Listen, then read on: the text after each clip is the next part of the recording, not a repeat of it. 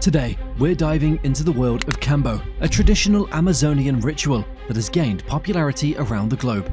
But with popularity comes myths and misconceptions, so if you've ever wondered about the truth behind Kambo, stick around as we separate fact from fiction.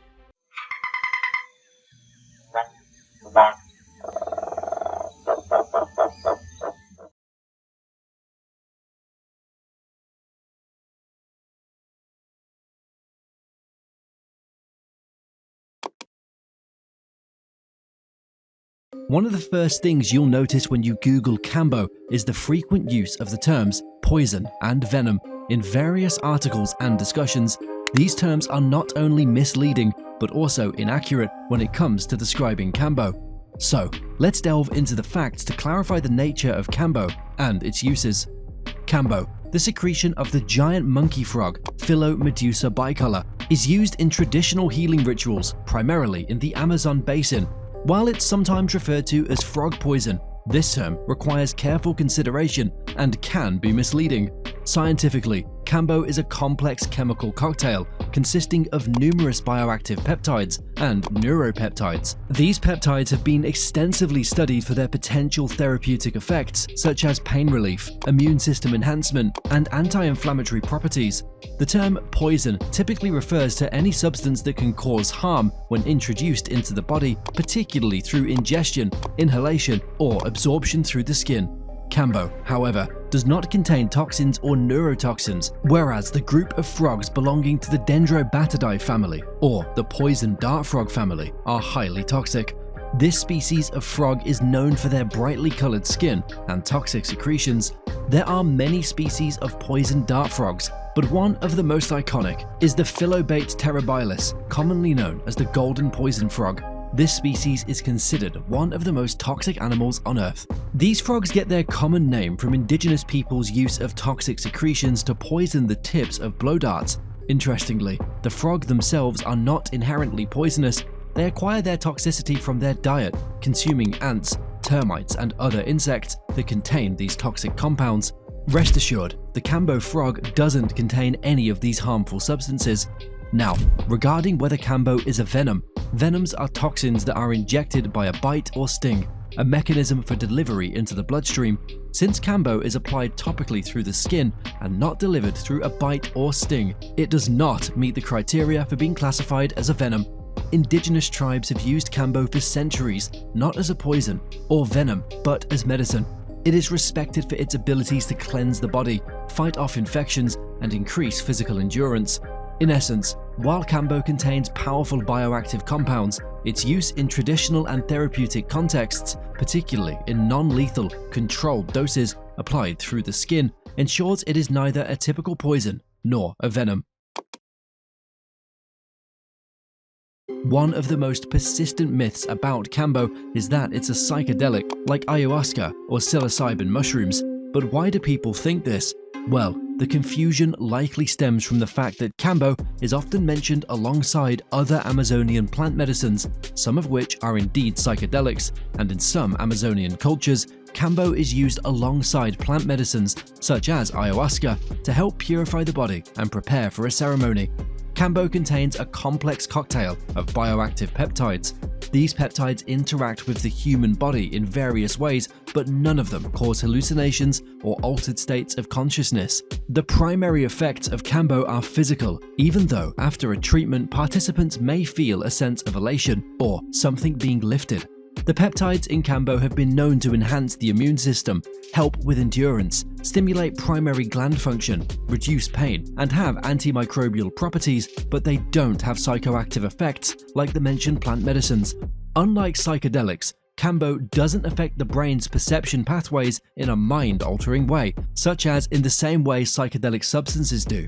Let's break this down further. Psychedelics like ayahuasca contain alkaloids such as DMT that interact with serotonin receptors in the brain.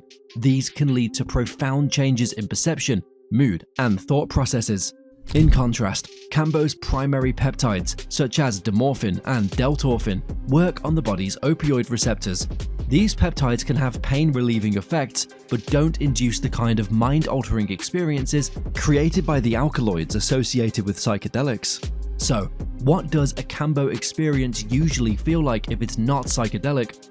A typical Kambo session involves applying small burns to the skin and then placing the frog secretion on these points.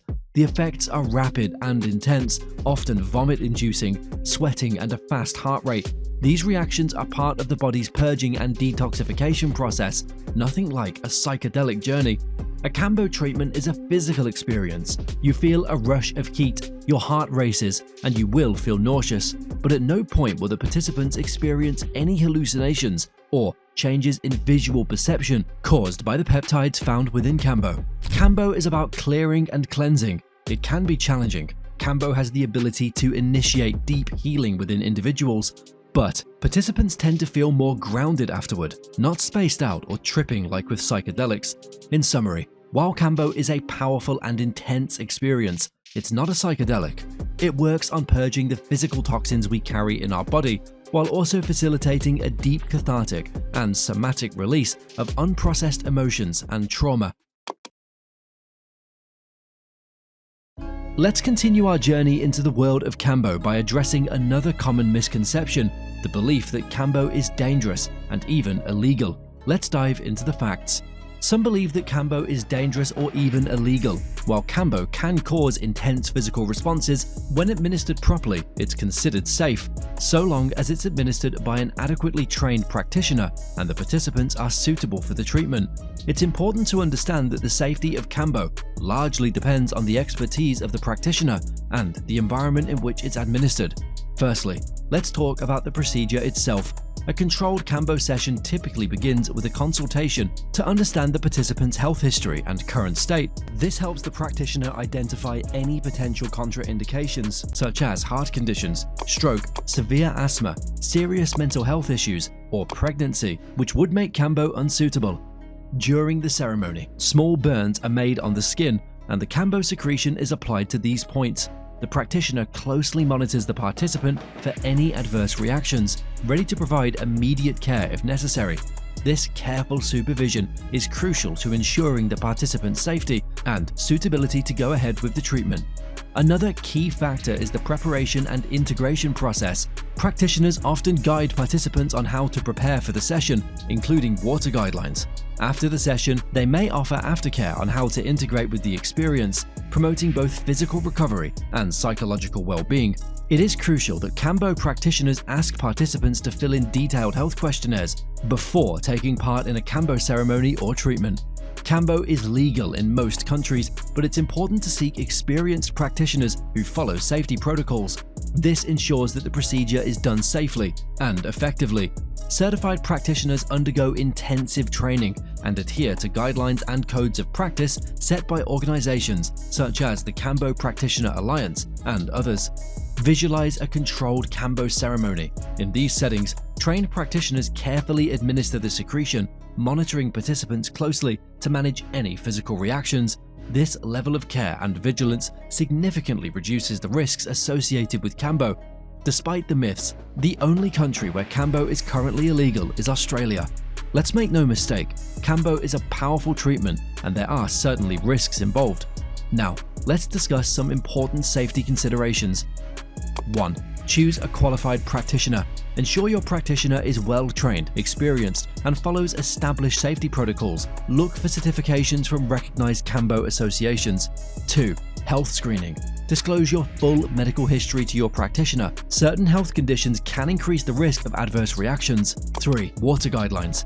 Limiting water intake to within the guidelines is essential before and after the ceremony. Drinking too much water can create severe electrolyte imbalances that can lead to severe illness or even death. 4. Aftercare. Follow the aftercare advice provided by your practitioner to support your recovery and integration process.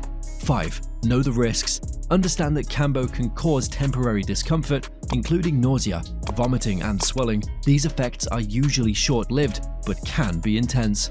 In summary, while Kambo can be intense, it is generally considered safe when performed by experienced practitioners following proper safety measures.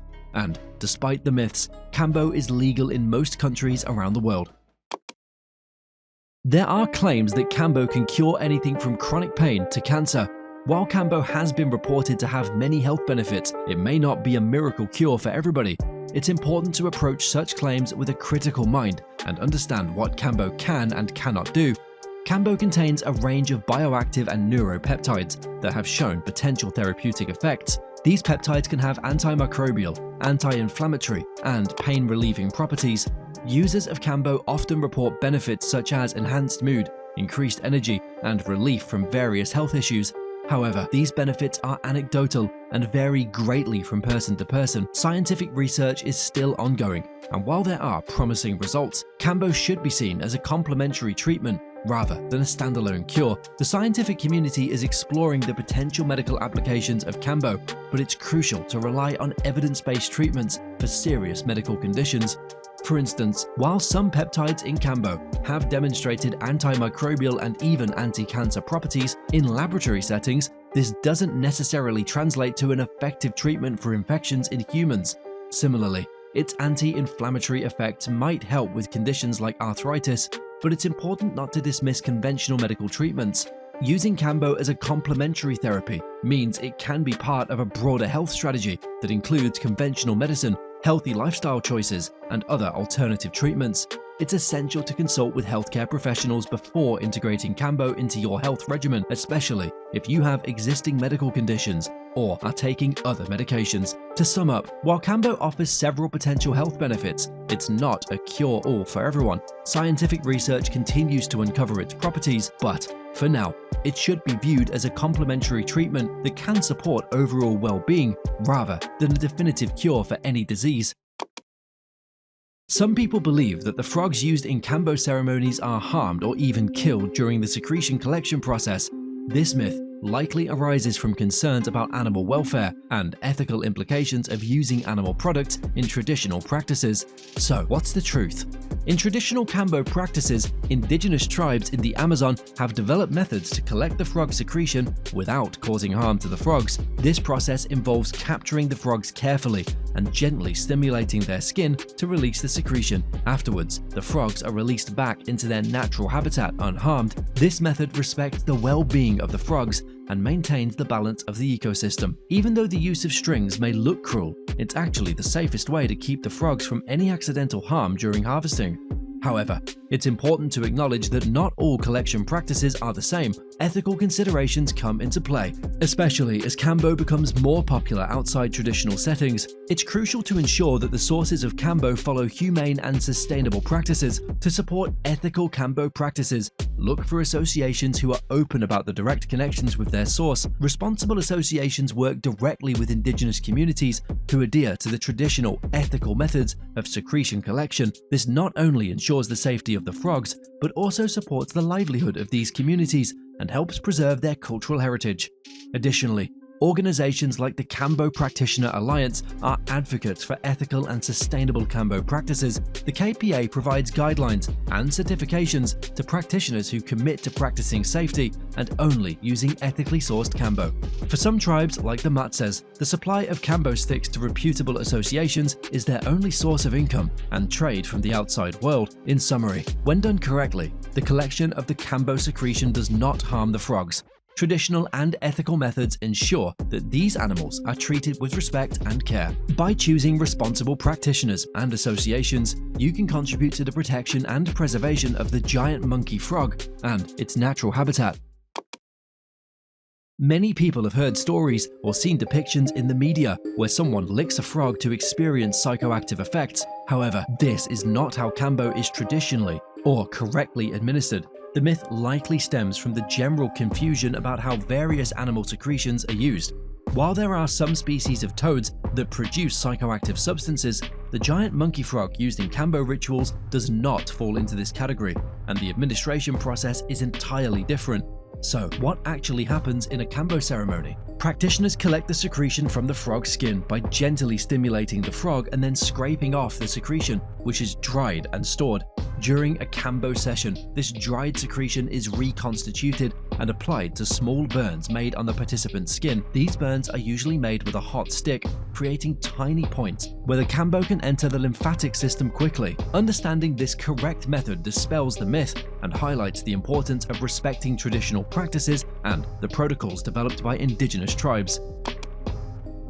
Kambo is known for its intense physical effects, including nausea, temporary swelling, and increased heart rate, which are part of the body's detoxification process. Despite these rigorous effects, Kambo does not possess addictive properties. Scientifically, Kambo contains bioactive peptides beneficial for various health aspects, like strengthening the immune system and managing pain. Importantly, these peptides do not interact with the brain's reward system, which is typically involved in addiction. We spoke with a pharmacologist who specializes in ethnopharmacology. Kambo's primary compounds affect the body's immune and endocrine systems. They do not trigger the dopamine release in the brain's reward center, which is crucial in the development of addiction. Culturally, indigenous tribes use Kambo ceremonially, typically reserved for specific occasions. It is not used in a manner that suggests recreational use or dependency. From a medical viewpoint, a professional experienced with Kambo treatment explains, Kambo is applied under controlled conditions. It is demanding on the body and not something users are compelled to repeat often. The experience is geared towards healing, not pleasure. Testimonials from individuals who have undergone Kambo treatments reinforce this point. The treatment, while beneficial, isn't something you feel compelled to repeat frequently. It's more about healing than deriving any kind of pleasure. In conclusion, Kambo is not addictive. It does not psychologically trigger addiction pathways in the brain. Its use, guided by tradition and respect for its potency, underscores its role as a therapeutic intervention rather than a substance of abuse. If this clarification has been helpful, please give us a thumbs up and subscribe for more content. Have any questions or want to share your experience with Kambo? Drop a comment below. Thanks for watching, and we'll see you in the next video.